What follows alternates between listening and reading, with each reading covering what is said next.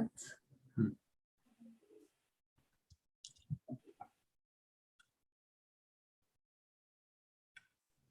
Yeah, you can start. We are live on both. Ready? Awesome. Thank you. Assalamu alaikum, everyone. Welcome back to Mindful Tuesdays. We're very, very excited to be restarting our sessions this new year. So during this 4-week period of Mindful Tuesdays, our main focus is going to be on the different components of emotional wellness and therapy. We'll be continuing classes with Sheikh Yasser Fasaga, but we're really excited to be introducing 2 new members of MAPS MCRC Clinic's emotional wellness team, Nasreen and Munir Shah. Both Nasreen and Munir are a psychologist therapist team who provide individual therapy, mental health education, and consultation through Shah Psychological Services. So I don't want to take too much time introducing myself and everyone, but I can hand it over to Nasreen and Munir, who will take it from here. Thank you both for joining us today. We're really looking forward to the presentation. Walaikum assalam, Nahat. Thank you so much for having us and really for inviting us to share the space with you all today. It is such an honor to be here. Again, I'm Nasreen. And I'm Munir. And we are from Shah Psychological Services. And just a little bit about us. So Munir is a licensed mental health counselor with 4 years of doctoral training. And I have a PhD in psychology and am a licensed psychologist. And we are some of the only Muslim mental health providers, at least on the east side of Washington State. Yep, Yeah. There's not that many of us. Yeah. So we are excited to kind of just share this space with you today and to also offer up some time for you to ask questions and get to know a little bit about us and our approach as well. So we'll go ahead and just get right in. Okay. Okay, so I'm assuming everyone can see this okay. All right. So let's get started. Okay, so some of the things that we're going to be going over today is we're going to be asking 3 main questions here that we hope to answer in a pretty decent way. One of them is really why mental health matters, right? We want to talk about that. We want to talk about our style of therapy. Clinicians call it your therapeutic orientation, and for us that's acceptance and commitment therapy. And we'll talk a little bit more about how that one works. And we want to really emphasize our ability to look at health from a perspective of mental health with your thoughts, right? So when we think about this, why does mental health matter, right? So you have a mental health, right? And we know this, but we don't really know quite what that means in a larger context. But we have a mental health just like we have a physical health, but we're often far less aware and informed of the purpose and care of our mental health, right? So the purpose of today's presentation is for you to walk away with a better understanding of this and also to understand a specific domain of mental health. And that's going to be your thoughts. We're going to put a lot of emphasis on your thoughts for today. And we'll go over other things when we do follow-up presentations. But right now, thoughts are going to be one of the main things that we go into. And really what we're looking at here is how you can take care of your thoughts and really maintain a healthy relationship with your thoughts while also navigating these difficult thoughts and emotions in healthy ways.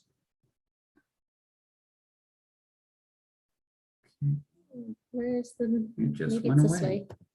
We This are way? having technical difficulties, Oh. but we're going to figure it out here shortly. There we go. Thank you. Mhm. Thanks. Okay, so one of the first things to know about mental health, right, is the role of EQ, right? We know a lot about IQ, right? We've heard a lot about IQ, but we don't know a whole lot about EQ, right? But here's the thing. So EQ is emotional intelligence.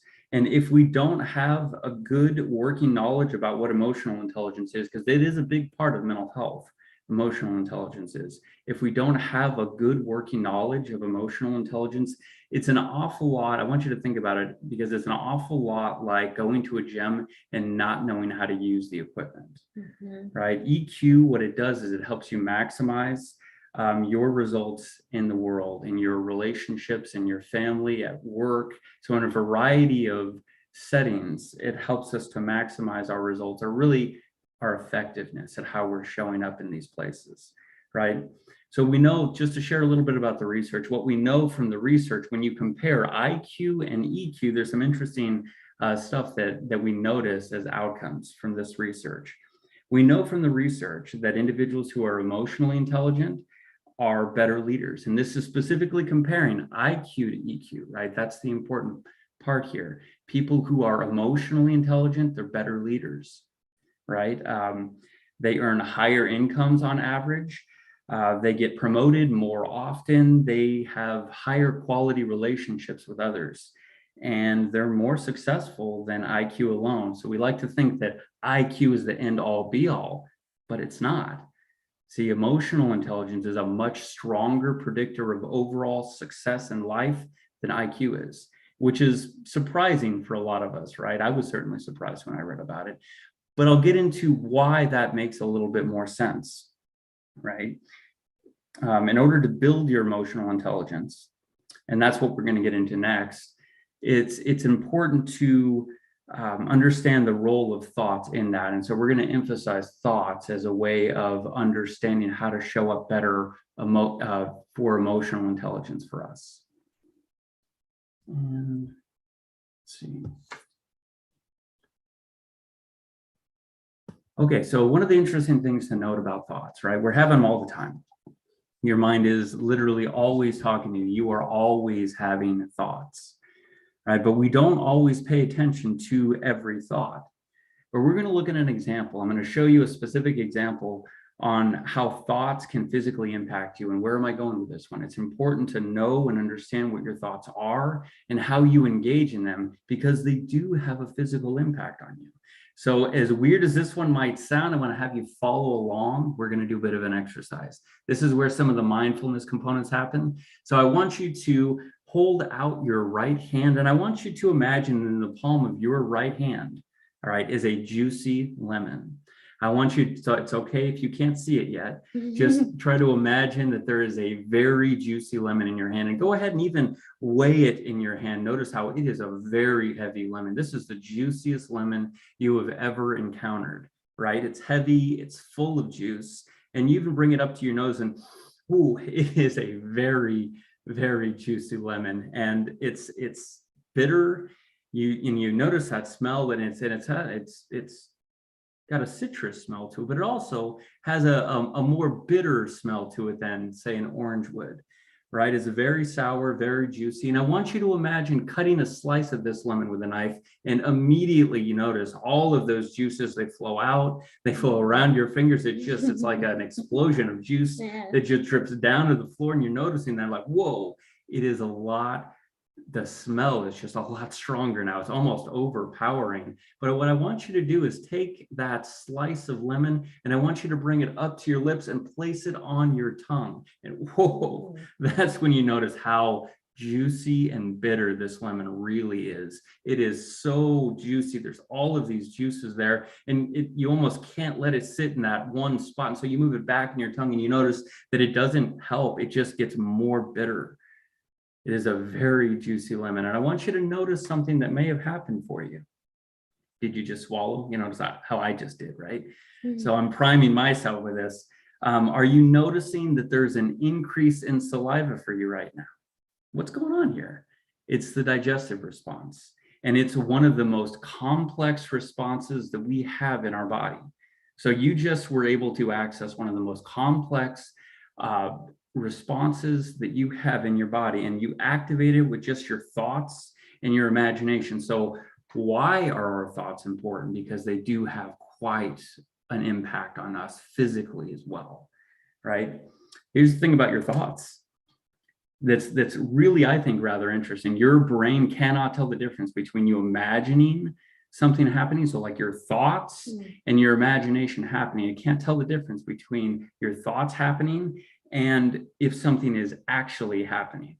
So you noticed a lemon in your hand. It's just, and your body treated it, your mind treated it just like if you had a juicy lemon in your hand. It responded in exactly the same ways. You produced a lot more saliva than you just would normally going about your day to day.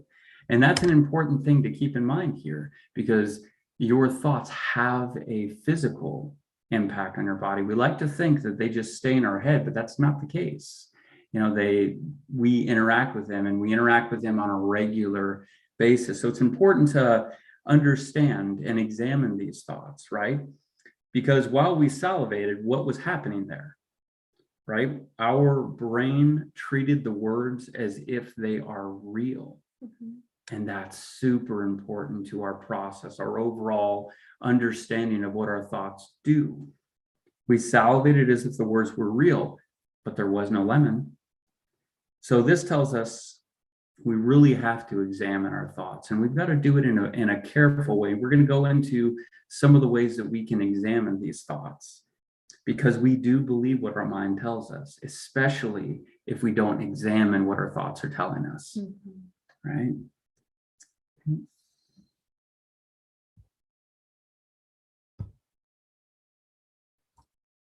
Okay, so all of us have had difficult thoughts at one time or another, probably multiple times in our day. And if you were to think about it, if I were to ask any of you, did you want to have these thoughts? I don't think anyone would say, yes, I chose to be anxious, or I chose to be worried, or I chose to be scared, or I chose to lose sleep over worrying how I'll do on the test I have tomorrow, right? We don't choose the thoughts always that come into our filter, into our minds, and yet they impact us a lot. And one of the most common strategies that we as people, like in a general sense, do when we have really difficult thoughts is we go, okay, just don't think about it. Push it away, right? We try to just push it away and kind of like, I just won't think about it. Sometimes that works a little bit in the immediacy, but trying to not think about a thought also takes energy. Let me show you what I mean. So imagine for a moment that I said to you, you can see this polar bear on the screen. I said to you, all I want you to do for the next 60 seconds is to not think about white bears. Do not think about white polar bears in the snow, in the Arctic, with their paws and their white fur, walking across the ice, surrounded by the vast ocean. What'd you think about? Polar bears. Bears. That's what control is like with our thoughts. That's what it's like to not think about them. Sometimes the energy we put in trying to avoid things that are difficult for us is actually more like holding them up here. And it takes energy constantly, like, oops, don't think about it. Okay, I was doing fine. I distracted myself for a little while, and then the thought came back, and then the thought came back. In therapy, what we do is we teach you 4 steps to learn to change the relationship that you have with your thoughts. And these 4 steps are noticing, naming, observing with curiosity, and listening with compassion. Just noticing a thought creates distance between yourself and the thought. So noticing and naming go hand in hand. So first we have to be aware that we're having thoughts. You know, we have like thousands of thoughts in a day, right? Yeah. From the time we wake up in the morning, like, oh, I would like to have some coffee. I'm tired. I wonder what that test is on today. I worry about something that happened yesterday. We have so many thoughts that we mostly are unaware of. So the first thing is noticing the thoughts that we're having a lot of difficulty with. And the second thing that we must do is name them. So when we are keeping our thoughts inside, the difference when we're not naming is that we're saying, I am. So for example, when we have thoughts, we say, I am not smart. I'm a failure. I'm not good at this. I can't do this. When we name, we change the language of a thought. We say it out loud, and we say it in this way. Instead of saying, I am not smart, I am a failure because I got a bad grade, we say, I am having the thought that I didn't do well on this exam. I'm having the thought that I'm no good at chemistry. And we understand when we do this then that that thought has a purpose, and it is just there to give us data about what we're experiencing in the moment, which is, my gosh, I feel discouraged. I am really struggling with this. But that is distinctly different than forming an identity with a thought. You are not your thoughts. So this part right here, this I am, this is what we call in ACT, in acceptance and commitment therapy, not good data. This is what we call an unhelpful idea, to be so close to a thought that we say, oh, I'm no good at this. That's not true. What we want to do instead is pull it out and say, okay, I'm having some thoughts that are really difficult and that are keeping me stuck in that struggling. Now, the next thing that we do when we have that thought, which is difficult than control, when we try to not think about a thought, we're pushing it down, right? And then it pops back up at random times.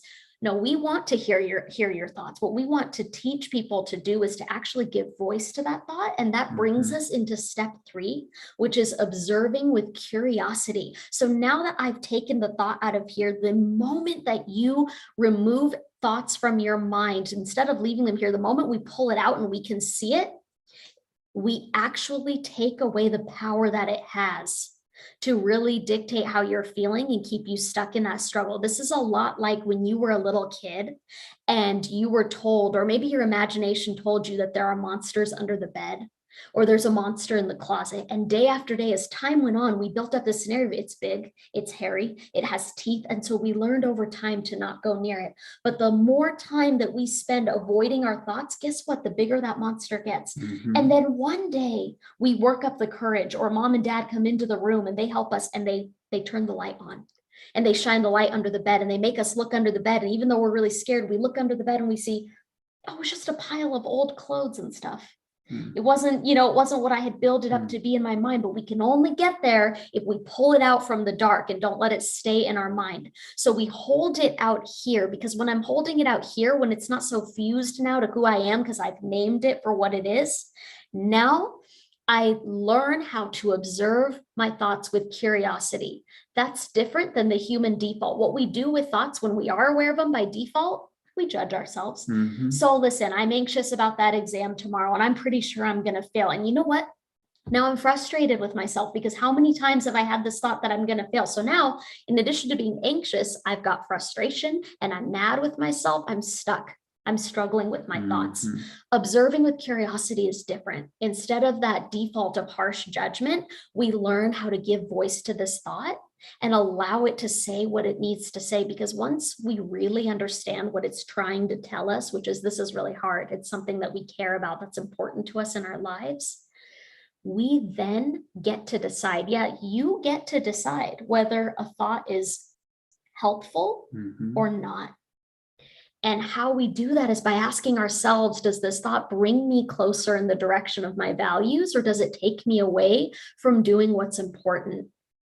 So observing with curiosity and listening with compassion as opposed to harsh judgment. Now, we know that when we do these 4 steps, we are actually changing the neural pathways in the brain. When we change the way that we speak to ourselves and that we experience our thoughts, you're not just changing your relationship or your understanding of your thoughts. No, you are changing the way that your mind perceives a situation. We're giving the brain more ways to handle or to perceive a difficult situation as opposed to being stuck with struggling for control or avoidance when something unpleasant comes up. So these are 4 steps that we work on in therapy to teach folks how to have options and how to navigate really difficult thoughts. And Munir, this builds off of what you were teaching us about emotional intelligence and why it's so important, because if we don't have the skills to work with our thoughts in this manner, then it's really hard to get to where we want. See, the things you told us about, success in relationships and career and the areas that are important, well, those are measured from behaviors, right? But if I'm stuck judging and criticizing myself for feeling like I'm not good enough, you know what happens behaviorally? We just don't do things then, because we feel like, well, I'm not good enough. And so what happens when you feel really stuck with these negative thoughts is that you kind of withdraw from your life. You're not going to go out for the team because you don't think that you can do it. You've convinced yourself that you're no good or that you won't ever be able to pick up that skill. So this helps us get unstuck and helps us act in ways that are going to make us effective in the core areas of life that we care about. And I just add that we don't accomplish this by controlling our thoughts and really controlling our narrative. That's not actually the route to get there. When we look at it from a mindful perspective, what we're actually trying to do, if you look at item 3 and 4 here, observing with curiosity and listening with compassion, we're trying to actually allow the thoughts to be there. A difficult thought, it actually isn't that big of a problem.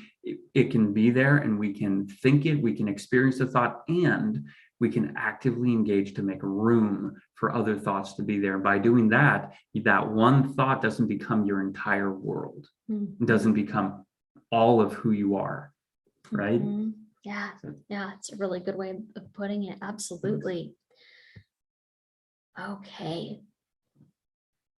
So these are some of the other clinical concerns and populations that we focus on in therapy at Shaw Psychological Services. We also wanted to take a moment to talk about this a little bit with you. So obviously, first and foremost, Islamic identity is an area that we have both studied and contributed to the literature in, and acceptance and commitment therapy works really well for a wide range of clients and clinical concerns. The other areas, some of these that are near and dear to our hearts, are convert care and revert care. I think this is a population of folks within our Muslim community that maybe doesn't always get, the support that they need when they're on this tremendous journey of entering Islam and all of the new pieces of your identity that come up, right? And then also generational. A lot of us folks, are proud sons and daughters of parents who immigrated here. And for second generation and third generation folks, navigating and I think really building a Muslim American identity and learning how to do that within, a family or a framework where your parents might be first generation and might even have different values than you is something that I think is really vital in order for us being able to engage in values-based living, doing the things that are meaningful for us. The other piece here that we like to talk about that sometimes comes up in counseling is sort of this premarital support. So we don't mean necessarily couples counseling here, but what we do mean is wherever you're at on your journey in terms of maybe you're going through the courtship process, maybe you're trying to become ready for marriage, maybe you've just been really stuck in that process because it can be really daunting and really hard for folks. And this is such an important area in our culture, in our deen. We like to work with folks in therapy about what's keeping you stuck and what are some ways to help you grow individually so that you can be ready and really kind of move forward and embrace something that's a really important part of having a meaningful life, a good quality of life, and really an important part of our deen. Yeah, marriage is half of our deen, and being able to know how to engage the pre part of that, like how do you go through the courting process and how do you do it in a way that that allows healthy boundaries to be in place, but also for you to have a voice in the process in a way that feels comfortable for you. Therapy can be a really good conduit for that. So this is kind of, to get you to think a little bit about, what, therapy has to offer you or some reasons why, folks might be seeking support. So this is just a little bit of what we do. Let's see.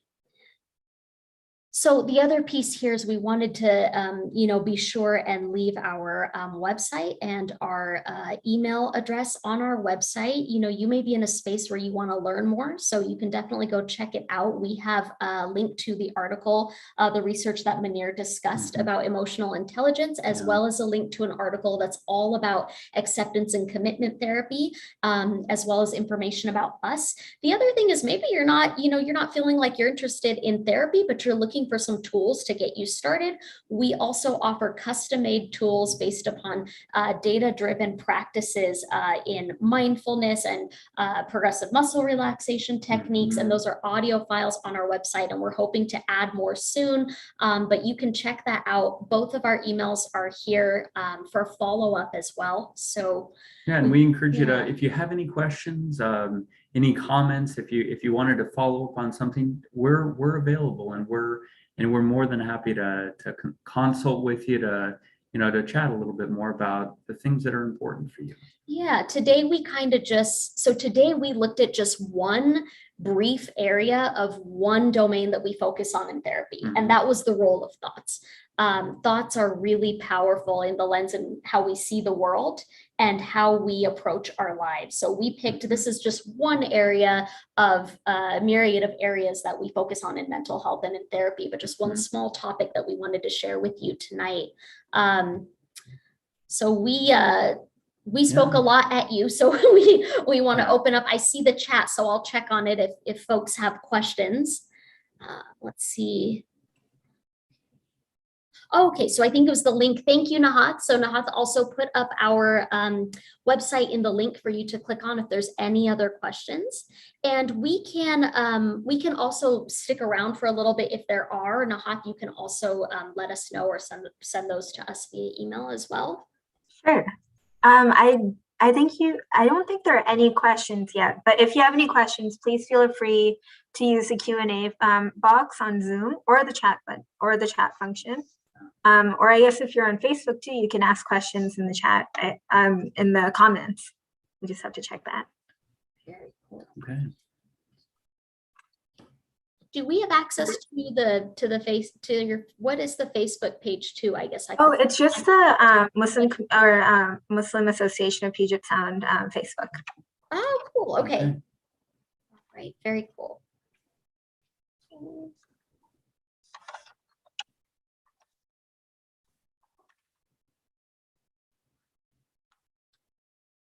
Well, I have a question. Yeah. That someone sent me. How do you differentiate between thoughts and emotions? Ooh, yeah. No, this is a good one. I get this question a lot, right? So emotions and thoughts. Let me nerd out here for a little bit. Okay. Emotions and thoughts are two sides of the same coin. If you want, what we actually want to think about with these is data. These are information, right? Your thoughts are telling you information about how you're experiencing the world. Well, your emotions are one side of that same coin. It is your felt experience about how you're interacting in the world, right? It gives you really good information. For instance, if you are having a feeling of fear about something that is important to you, right? You're going to have a thought about that thing that's important to you, and you're going to have a felt experience about that thing also being important to you. Those two data points are information that we hope confirms that activity or something is indeed important to us, right? But notice how I said that they're not opposing each other, right? Our thoughts are not opposing our emotions are not opposing our thoughts. They're really just information about how we're experiencing the world. So here's my other little bit here. I like to say this for all the brothers and uncles out there, right? Because we're always thinking about thoughts being key and like logic is super important, and it is, absolutely is, right? But if you don't have the emotional intelligence behind that, if we are not aware of emotions, and this isn't by all means is not limited to just brothers and uncles, right? If we're not aware of our emotional experience, then we're literally having half the data. And I would argue much less than half the data, because we have a number of other experiences and data points that we're not able to have access to. Yeah, go ahead. I like to think of it as you know how like you have 5 senses, right?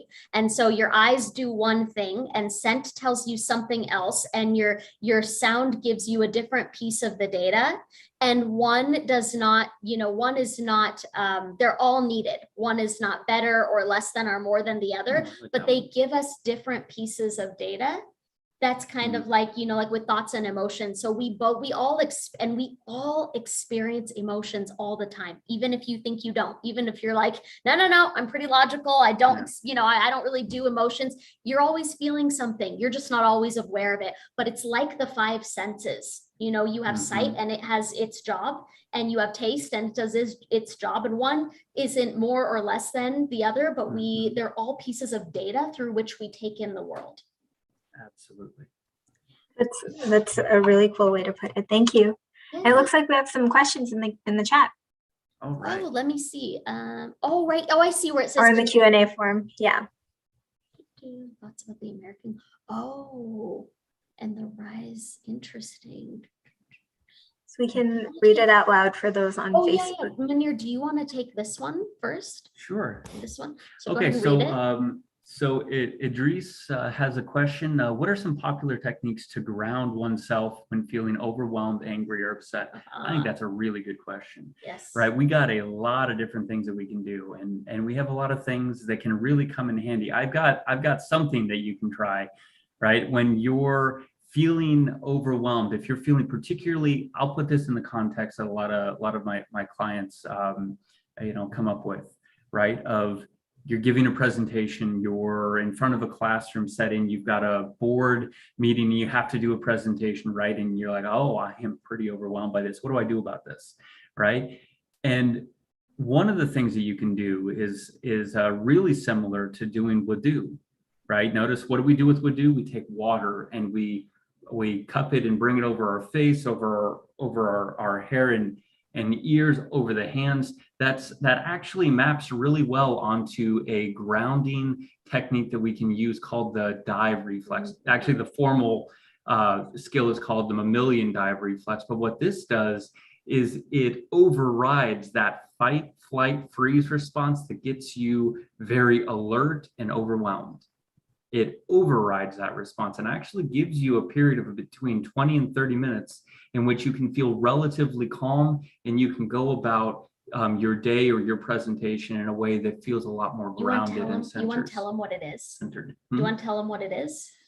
Yeah. So like where you have like you've got like a big bowl of Oh, ice yeah, water. yeah. No, Tell them what it is. I completely skipped over that bit. Okay, so the mammalian dive reflex, one of the things that you're doing with that, so then this is how it's like doing wudu, right? You're taking ice water. And if you take ice water and you bring it up to your face like that is really shocking, by the way. Nobody will do that on their own. It's not a fun thing to do, but what it does is it allows you to override that fight, flight, freeze response and allows you to be a lot more grounded and centered when you do approach something that would be anxiety provoking. And this can also be a strong emotional state as well. So ice water to the face, you can hold ice cubes in your hands. You can take an ice pack and put it on the back of your neck. There's a lot of different ways of doing it. I have a couple to add to this as well. Yeah. In the context here of like anger, feeling angry or upset, some really, really good ones I know that come up a lot are like if you're like in an argument or a conflict,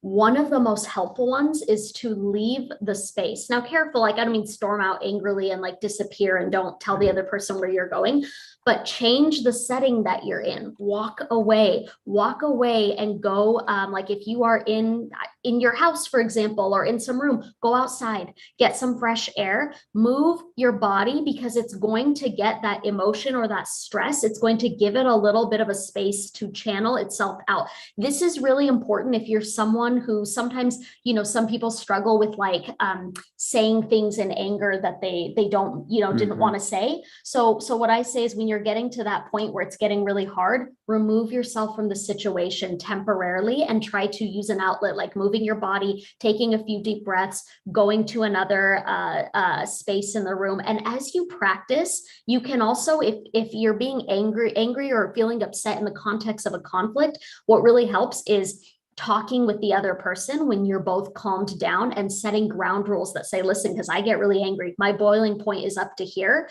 that you give them a cue, like this is getting too much for me, so I'm going to step out, so that they kind of have a cue too to kind of know what's going on. So removing yourself from the situation, using movement, like going for a walk or separating yourself from the thing that's making you angry. Definitely cold ice water, ice packs can help. This is like, in the hadiths where they talk about also changing your position, because if we're up here, your body viscerally, the reason why there's so much like wisdom in the hadiths, your body, your nervous system is in fight or flight mode. When you're angry, you're sensing a threat when you're up here.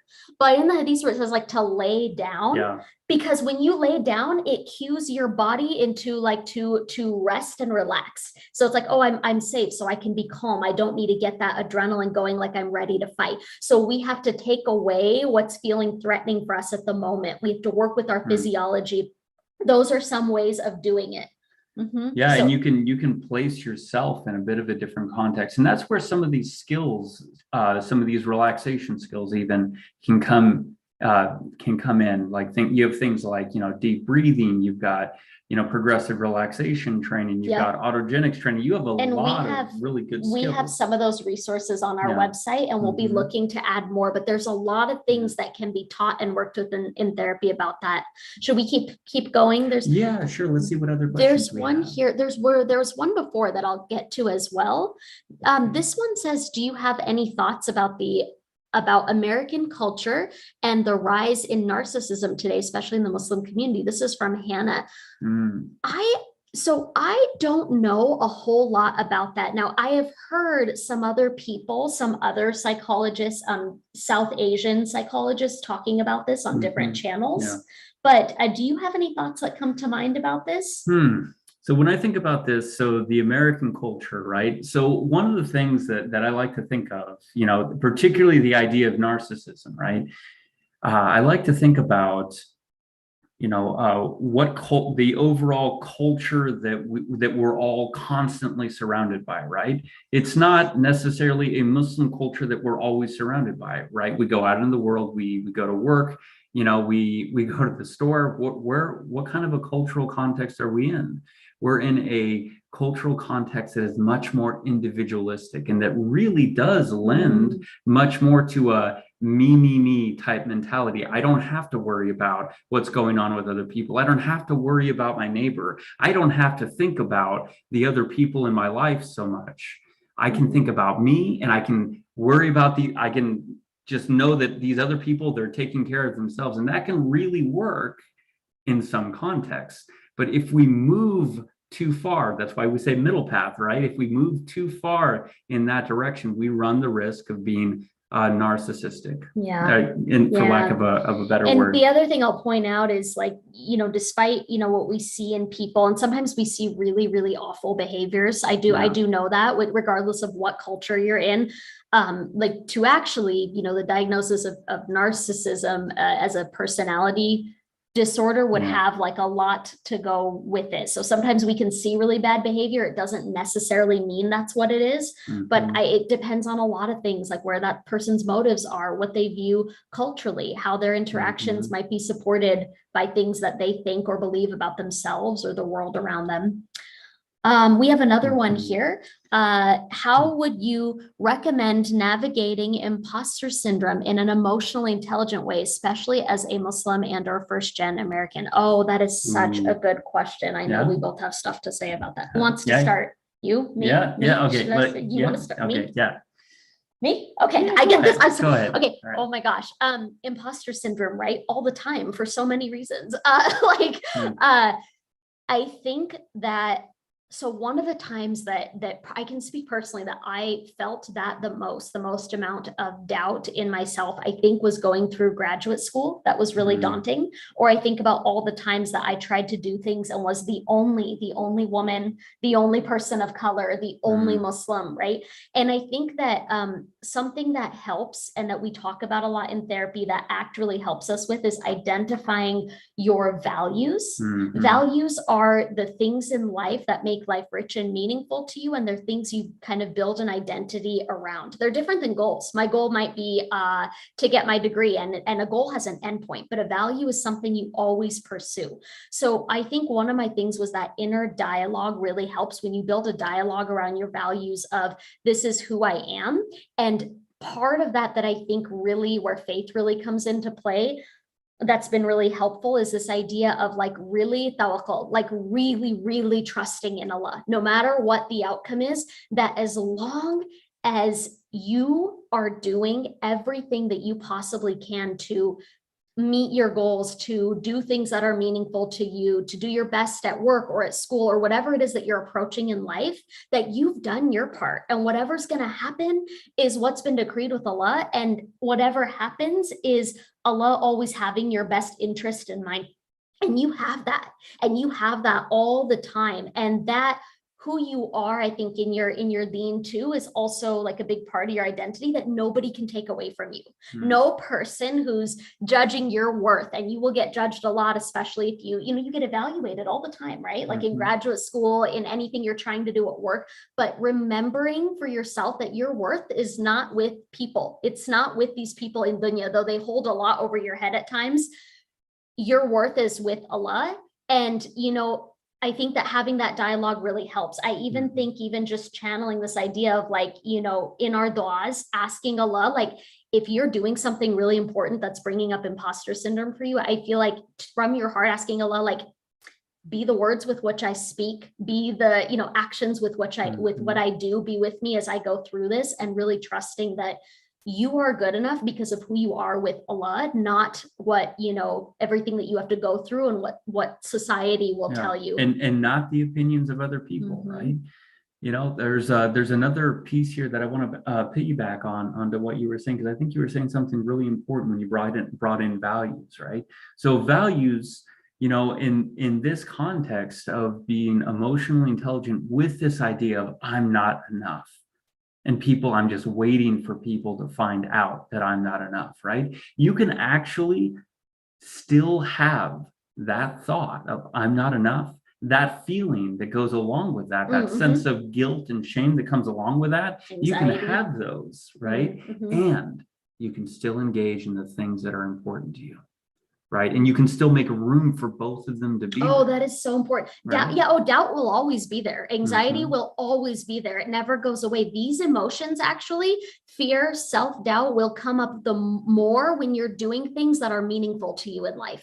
Absolutely. That's why this gets tricky. If it was easy to just do what was meaningful to us, if it felt good, we would do it. But it's like, oh, you're taking a risk every time you go for that promotion, try to do this in school, hope that you won't fail the class, trying to maybe approach this person for marriage. You have to be vulnerable. This is hard. You're always going to have doubt and fear and anxiety, and you can still do things even if you doubt your abilities or feel like you're not good enough. It's the practice of the behavior of doing. Yeah, absolutely. Yeah, we can do hard stuff, and we can do hard stuff not when difficult thoughts and emotions are not present. We don't have control over that. We're going to have difficult thoughts. We're going to have difficult emotions.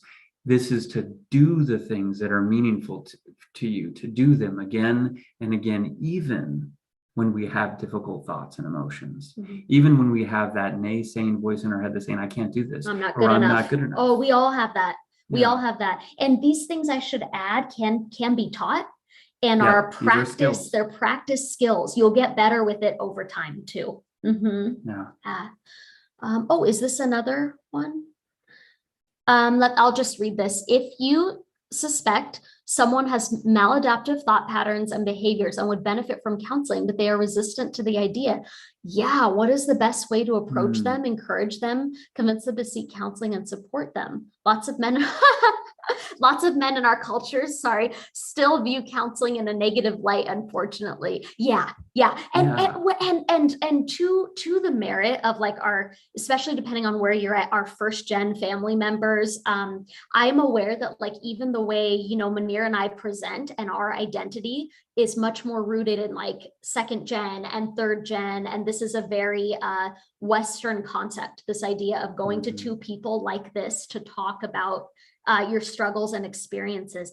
I don't believe that. So like any type of behavioral change, I firmly believe all people are capable of change, but their ability lies within them. So it can't, like, we can't make someone engage in a new behavior. We can't drag somebody kicking and screaming to therapy. It's not going to work. If they're not not wanting things to change in their life, it won't work. However, what I'll tell you that is life-changing, I think, like spending over a third of my life, in school, learning these principles, what was life-changing for me was learning that in spite of when I struggle with like maybe this type of situation with other people or people like family members or friends where it's like, oh, this is really troubling. What I learned instead that was so much more powerful was how to navigate those difficulties and focus on not letting it like impede my life. I learned what I could do for me because I couldn't, I can't change or dictate how someone else is, but ACT does a really nice job of teaching you, like, even when you're that stuck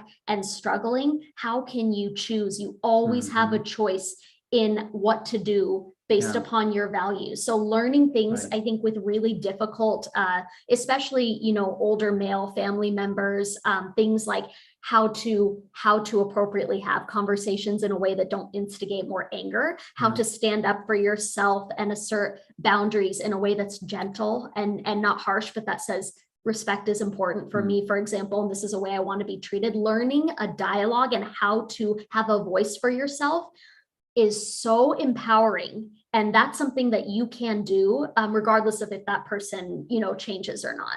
And I'll actually flip the script a little bit and say that those sort of things, those things that you were just talking about, Nesrine, those are the sort of things that you can learn in therapy as well, right? So we might be going into something like this or asking a question like that with the idea of like, hey, so how can I get somebody else to do this? And sometimes it can be really helpful to come into therapy and figure out the way that you would like to show up in that relationship. That can be a really good use of time in therapy, right?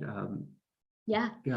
And this question from Yvonne is kind of similar. It's asking about like, how do you set boundaries or engage with people who have emotionally harsh responses? Yeah. These things really impact us. They impact our mental health and physical health. I don't know if anyone's ever experienced this, but it can leave you feeling drained for like weeks afterwards or really hurt, especially if it's a family member.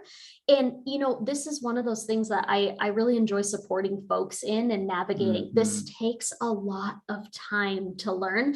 And the other number 2 piece I will say about this, it's not going to ever, like, the difficult feelings aren't going to go away. If ever someone like is being harsh with you, like, that's always going to hurt.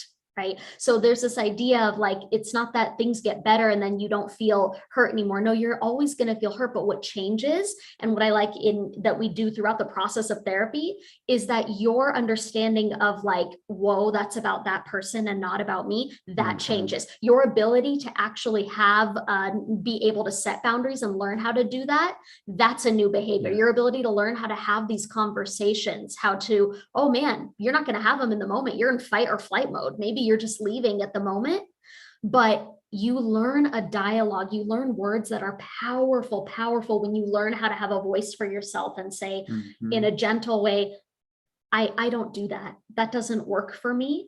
I get that you're angry and I don't find that helpful. Or I told you this is how I feel about it. And maybe that person's amping up and they're getting really mad and they're screaming at you, or they're saying or doing really awful things, and learning moment to moment, like, whoa, like this is not a healthy way for me to be treated. I think I'm going to leave right now, or I'm going to reapproach the conversation later. I will add to that those things, when you first encounter them as skills to incorporate into your relationships, they feel really robotic. They don't feel natural. They don't feel normal. It feels like you're doing something wrong. And it's really only after unpacking what's there. And that's where therapy really comes in, unpacking what's there and figuring out how you respond in that situation. How would you like to respond?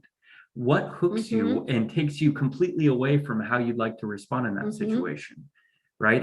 And by exploring and really unpacking that, we get a little bit more of a indicator of how I do want to show up. Yeah, sometimes it's like you're going to need a lot of space from that person because you need to protect your mental well-being, but maybe you still really value the relationship. So then we learn how to look for ways to get close. What are times where, now I know is an okay time. And if I do this behavior, I'm going to make chai. We're going to have chai together so I can have a positive connection with that person, because we have such few positive connections, for example. Yeah. Like you'll look for, there's balances. You always get to choose. You always get to choose based upon the day and the situation and what's happening and what your needs are. You always get a choice in how you respond or what you do, even if you can't choose what the other person's saying. And also I just want to say my heart goes out to anyone struggling with this, because words are so impactful. And that's taught me a lot of how I want to be in life, because our words, what we say to people, are so powerful. So, the other thing is, when you experience this harshness, it teaches you like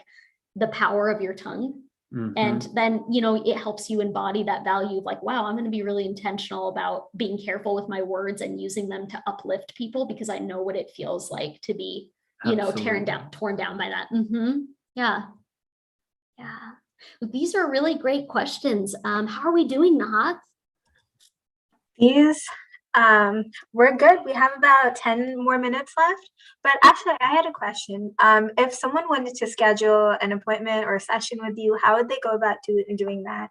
And what are the criteria for that? And then just as a side, what age group do you see? And then for people who are between the age of 18 and 26, I think, who are still under their parents' insurance and want to keep going to therapy confidential, how would they go about scheduling an appointment with you? Absolutely. Yeah. Let me go through that. So we right now see adults. So that's anyone age 18 and up in Washington state. And how they would go about that is just by emailing either Munir or myself. And when you email us, we first chat with you. We just do a free consult, and we're looking for some criteria. So because we do a telehealth practice, some of the criteria we have about who we see depends upon level of severity and distress. So what matters most to us before we'll take on a client is making sure that we're a good fit and that we're going to be able to meet your needs. So anyone who's maybe in like higher level of distress, so struggling with suicidal behaviors or self-harm, or anything related to more severe substance use, hearing or seeing things that other people don't. Is there anything else that I can think of? No, I think you're right. Those would kind of only be our stuff where we would recommend that you see someone local or someone who can meet with you more frequently than, or have kind of more like a support for you than maybe via telehealth. Other than that, so in terms of insurance, so we are out of network.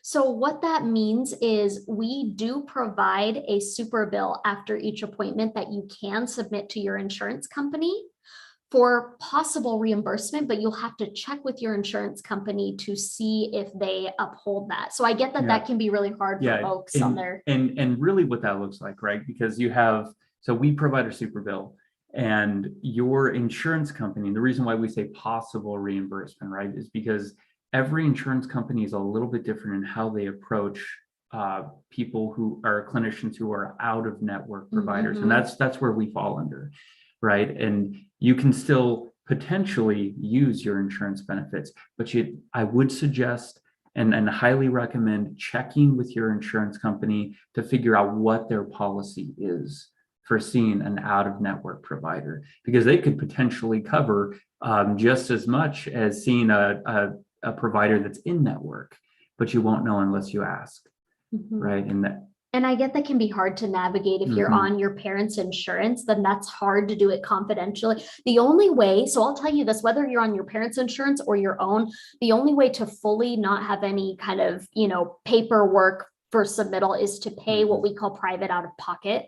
And that's for folks too, who a lot of folks for other reasons, maybe their profession or what they're going through, don't want, records of like therapy. And so then they can do private pay so that there's less of that happening. But if you give us a call, we can, see if you're a fit and what we might be able to offer. We also, with young adults, especially when they're kind of merging, we also have flexible scheduling. So maybe you want to just meet and have like one appointment, like once every few weeks, because that's what works with you. But definitely that's like, something that you'll have to think about if it's through your parents. And that's the other thing that we always tell folks first is call and check what, if any, your out of network benefits are, so that you know if that will work for you. Okay, so it looks like we do have another question. So there's a lot of talk in Western culture about toxic behaviors and toxic people, and lots of talk about stepping away and disconnecting. However, our religion and our cultures place a strong emphasis and value on maintaining family connections and relationships in general. What are your views on that? From a professional standpoint, as trained psychologists, how do you help people navigate setting healthy boundaries to protect themselves from harsh behaviors while maintaining relationships? Can I answer this? Yeah. Okay. Go ahead. I'm on a roll with this subject. It's so Yeah. important. Thank you Yeah. so much, whoever submitted this. Like, these are like the core things that we deal with our families, with Yeah. with people.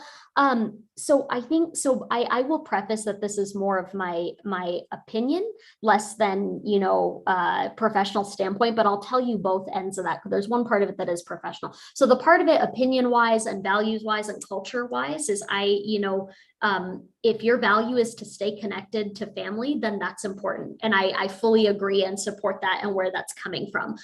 Yes, there is this thing of like, oh, if someone's just toxic for you, cut them out. Here's what I'll say. Yeah, and that is a really Western based value. We don't know what that person's going through. So here's the thing, under my professional lens, I'm going to support what you need in a way that works for you. The one exception is when we say like the term harsh behaviors. This is where lean and culture and everything actually align up really beautifully.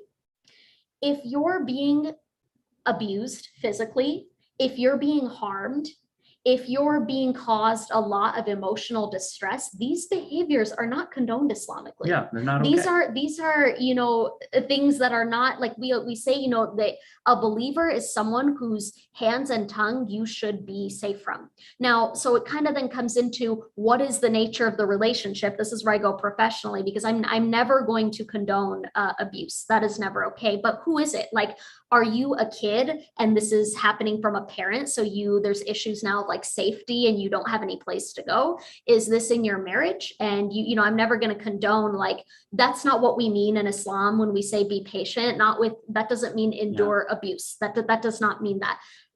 How, so that's a caveat, is safety, I think. The other piece is, are you an adult? Maybe an adult and it's just a difficult family member, but you have some ability to regulate your safety, then that looks a little bit different too. There isn't a relationship when someone's life is physically in danger. So let's be clear there, like that's not happening. Now on the other side, being like, this person causes me a lot of distress, but I really value connection. What it more becomes, that I think it's this process of how do you is reshaping the way that you view that relationship. So there's sort of this process people I think go through in therapy of like grief and acceptance, where like, guess what? You're not going to have the TV dad, if you will, that listens to your feelings and is loving and kind and validating, right? And so it's like, how do we reconcile with, acceptance of like, this person, can't be the way I think they should be, or who I want them to be. And at the same time, what am I willing to do? And what am I able to do to keep that relationship? And I'm just saying those questions, but in therapy, like we will get into them with you based upon how you value things, what you want out of the relationship. Will help you answer those, if you will. Yeah. And I like to think of it, in terms of like relationships, what are important in those relationships. When we look at a healthy relationship, I think this is a good thing to keep in mind. We have a ratio for when a relationship is healthy and it's functioning really well, it's doing what it's supposed to do, and we're engaging in it as believers do, being safe from each other's tongues and hands, right? And trying to grow and validate and value each other, right? Because that's part of being a family, is growing together, in that, right? But there's a ratio for healthy interactions, right? So when we have a very negative, like say you have an argument or something with your spouse or with your brother, sister, friends, aunts, uncles, any of those people, right, that you have relationships with, when you have one very negative interaction, right, what does a repair look like? It looks like 5 equally positive interactions. So for that one negative interaction, you need to have 5 equally positive interactions in order to maintain a more homeostasis, but really just like that, and even the health of the relationship. That's a good way of putting it. Yeah. These are really practical tips. I think these are really, really like the core questions of getting support. And it's a journey. It is definitely a journey, but it's definitely something that I think we can learn to come to peace with. And like I said, part of that is grief. Part of that means at times you just need space to cry and let out the fact that like, this is who your family member is. And you had a lot of needs that went unmet because of this. you know, and all what we do is help you focus on like, gosh, how do you be that person to yourself? How do you engage in your values? And how do you still, while your values are respect and closeness, how do we still show that to this person, even when they're not like, you know, reciprocating that with us? We still show up as our best selves when we can, you know, when it's safe and when it's okay to do so. And really one of the things that therapy does in a scenario like that is we look at, have you ever been heard with the way that you're feeling and the way that you're thinking about this, right? Has anybody ever validated that perspective? Have you ever been fully heard in that? And there's quite a bit of healing. It goes a long way. You know, when you can there's so feel much heard. healing in just being heard and validated. And listen, like, family can't do that for you. Family is part of your system and part of your network. Family is like, doesn't want to think badly of other family. And you know, some of the things like, don't speak badly about your, you know, family's uncomfortable. You can't always bring this stuff up in front of family. And I think you're right. The power of being validated and supported by folks who look at you and say like, I get it. I get that. And there's, you know, things that we can do. That is powerful. Yeah. That was a really good question, by the way. Thank you. Thank you both. Your answers were really amazing for all of those. Oh, thank you, Nahat. And it was really nice to just get to be here and get to chat with you all. These are great. Thanks for being here.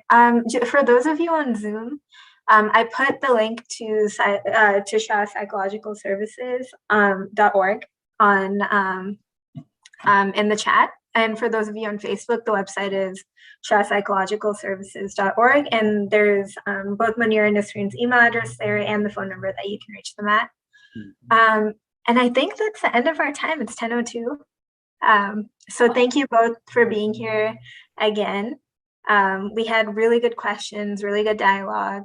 And I just wanted to remind everyone watching that we do have Mindful Tuesdays again next week.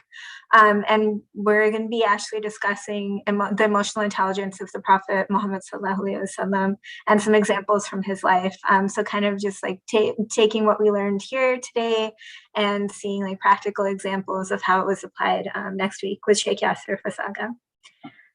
With that, thank you all so much for joining, and we look forward to seeing you all next week. And Nasreen and Munir, we're looking forward to having you join us again soon. Absolutely. We're looking forward to it. We'd love to. Be really great. Thank you so much, Nahat. Assalamu alaikum, everyone. Assalamu alaikum. Alaikum. Alaikum salam.